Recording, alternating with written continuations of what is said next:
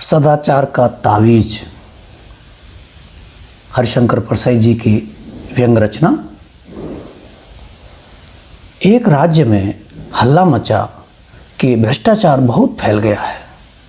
राजा ने एक दिन दरबारियों से कहा, प्रजा बहुत हल्ला मचा रही है कि सब जगह भ्रष्टाचार फैला हुआ है, हमें तो आज तक नहीं दिखा।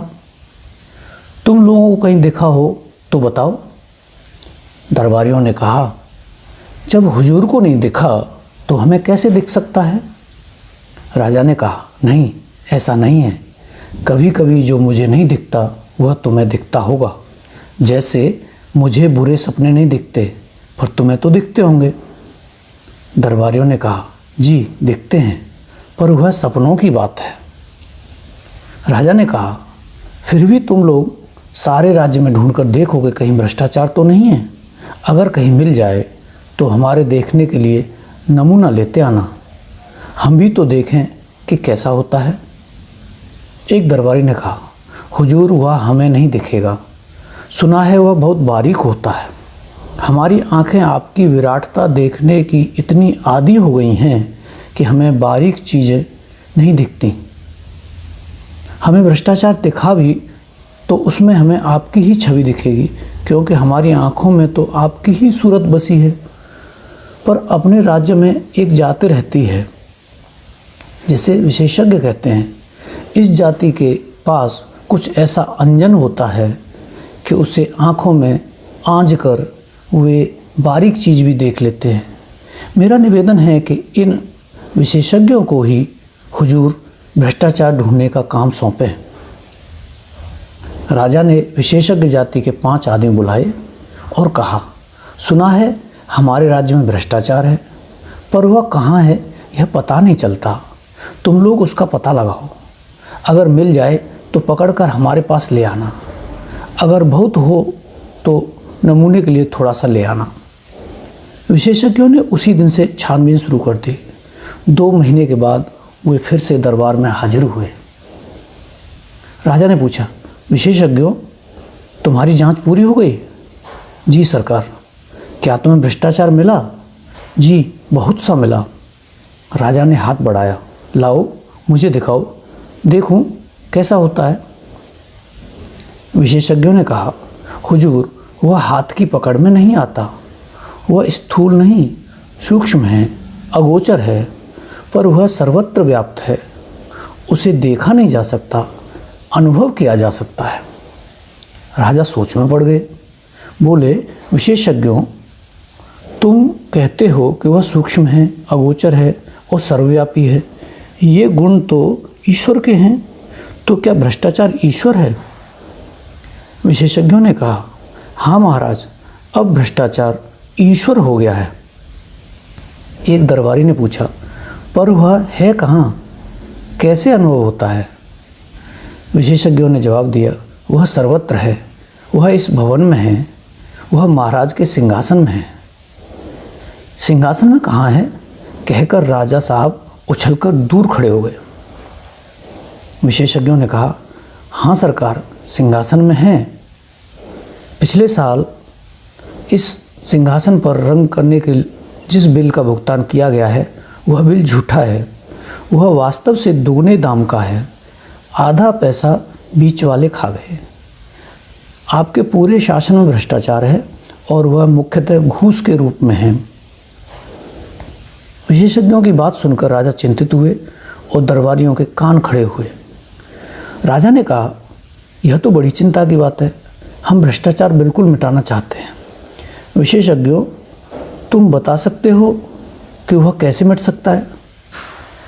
विशेषज्ञों ने कहा, हाँ महाराज, हमने उसकी भी योजना तैयार की है। भ्रष्टाचार मिटाने के लिए महाराज को व्यवस्था में बहुत परिवर्तन करने होंगे। एक तो भ्रष्टाचार के मौके मिटाने होंगे। जैसे ठेका है तो ठेकेदार है, और ठेकेदार है तो अधिकारियों को घूस है। ठेका मिट जाए तो उसकी घूस मिट जाए। इसी तरह और भी बहुत सी चीज़ें हैं। किन कारणों से आदमी घूस लेता है यह भी विचारणीय है। राजा ने कहा, अच्छा, तुम अपनी योजना पूरी रख जाओ, हम और हमारा दरबार उस पर विचार करेंगे। विशेषज्ञ चले गए। राजा ने और दरबारियों ने भ्रष्टाचार मिटाने की योजना को पढ़ा, उस पर विचार किया।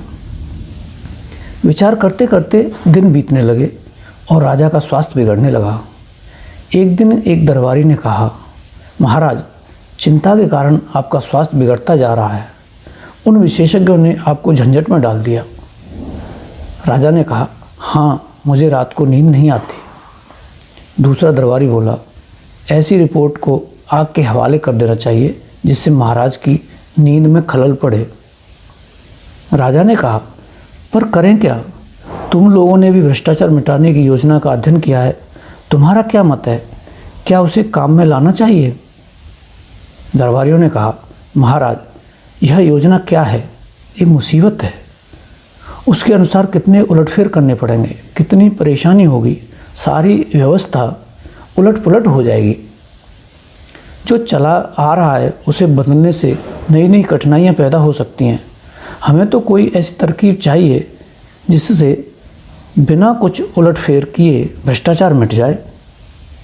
राजा साहब बोले, मैं भी यही चाहता हूँ, पर यह कैसे हो?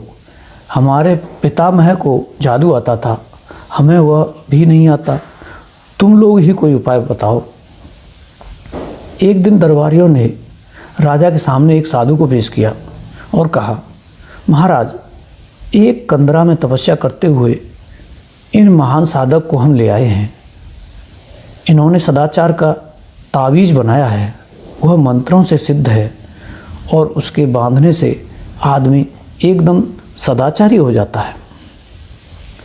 साधु ने अपने झोले से एक तावीज़ निकालकर राजा को दी। राजा ने उसे देखा, बोले, हे साधु, इस तावीज़ के विषय में मुझे विस्तार से बताओ। इससे आदमी सदाचारी कैसे हो सकता है? साधु ने समझाया, महाराज, भ्रष्टाचार और सदाचार मनुष्य की आत्मा में होता है, बाहर से नहीं आता। विधाता जब मनुष्य को बनाता है तब किसी आत्मा में ईमान की कल फिट कर देता है और किसी की आत्मा में बेईमानी की। इस कलमे से ईमान या बेईमानी के स्वर निकलते हैं जिन्हें आत्मा की पुकार कहते हैं। आत्मा की पुकार के अनुसार ही आदमी काम करता है। प्रश्न यह है कि जिनकी आत्मा से बेईमानी के स्वर निकलते हैं उन्हें दबाकर ईमान के स्वर कैसे निकाले जाएं? मैं कई वर्षों से इसी के चिंतन में लगा हूँ। अभी मैंने यह सदाचार का तावीज़ बनाया है। जिस आदमी की भुजा पर यह बंधा होगा वह सदाचारी हो जाएगा। मैंने कुत्ते पर भी यह प्रयोग किया है। यह तावीज़ गले में बांध देने से कुत्ता भी रोटी नहीं चुराता। बात यह है कि इस तावीज़ में से सदाचार के स्वर निकलते हैं। जब किसी की आत्मा बेईमानी के स्वर निकालने लगती है तब इस तावीज़ की शक्ति आत्मा का गला घोंट देती है और आदमी को तावीज़ के ईमान के स्वर सुनाई पड़ते हैं। वह इन स्वरों को आत्मा की पुकार समझकर सदाचार की ओर प्रेरित रहता है। यही इस तावीज़ का गुण है महाराज। दरबार में हलचल मच गई। दरबारी उठ उठ कर तावीज़ को देखने लगे। राजा ने खुश होकर कहा, मुझे नहीं मालूम था कि मेरे राज्य में ऐसे चमत्कारी साधु भी हैं। महात्मन, हम आपके बहुत आभारी हैं। आपने हमारा संकट हर लिया। हम सर्वव्यापी भ्रष्टाचार से बहुत परेशान थे, मगर हमें लाखों नहीं करोड़ों तावीज़ चाहिए। हम राज्य की ओर से तावीज़ों का एक कारखाना खोल देते हैं। आप उसके जनरल मैनेजर बन जाएं और अपनी देखरेख में बढ़िया तावीज़ बनवाएं। एक मंत्री ने कहा, महाराज, राज्य क्यों इस झंझट में पड़े? मेरा तो निवेदन है कि साधु बाबा को ठेका दे दिया जाए। वे अपनी मंडली से तावीज़ बनवा कर राज्य को सप्लाई कर देंगे। राजा को यह सुझाव पसंद आया। साधु को तावीज़ बनाने का ठेका दे दिया गया। उसी समय 5 करोड़ रुपए कारखाना खोलने के लिए पेशगी मिल गई। राजा के अखबारों में खबरें छपीं। सदाचार के तावीज़ की खोज, तावीज़ बनाने का कारखाना खुला। लाखों तावीज़ बन गए। सरकार के हुक्म से हर सरकारी कर्मचारी के भुजा पर एक एक तावीज़ बांध दिया गया। भ्रष्टाचार की समस्या का ऐसा सरल हल निकल आने से राजा और दरबारी खुश थे। एक दिन राजा की उत्सुकता जागी। सोचा, देखें तो कि यह तावीज़ कैसे काम करता है। वह वेश बदलकर एक कार्यालय गए। उस दिन 2 तारीख थी। एक दिन पहले ही तनख्वाह मिली थी। वह एक कर्मचारी के पास गए और कई काम बताकर उसे 5 रुपये का नोट देने लगे। कर्मचारी ने उन्हें डांटा, भाग जाओ यहाँ से, घूस लेना पाप है। राजा बहुत खुश हुए। तावीज़ ने कर्मचारी को ईमानदार बना दिया था। कुछ दिन बाद वह फिर वेश बदलकर उसी कर्मचारी के पास गए। उस दिन 31 तारीख थी, महीने का आखिरी दिन। राजा ने उसे 5 का नोट दिखाया और उसने लेकर जेब में रख लिया। राजा ने उसका हाथ पकड़ लिया, बोले, मैं तुम्हारा राजा हूँ, क्या तुम आज सदाचार का तावीज़ बांध कर नहीं आए? बांधा है सरकार, यह देखिए। उसने आस्तीन चढ़ाकर तावीज़ दिखा दिया। राजा असमंजस में पड़ गए। फिर ऐसा कैसे हो गया? उन्होंने तावीज़ पर कान लगाकर सुना। तावीज़ में से स्वर निकल रहे थे, अरे आज 31 है, आज तो ले ले।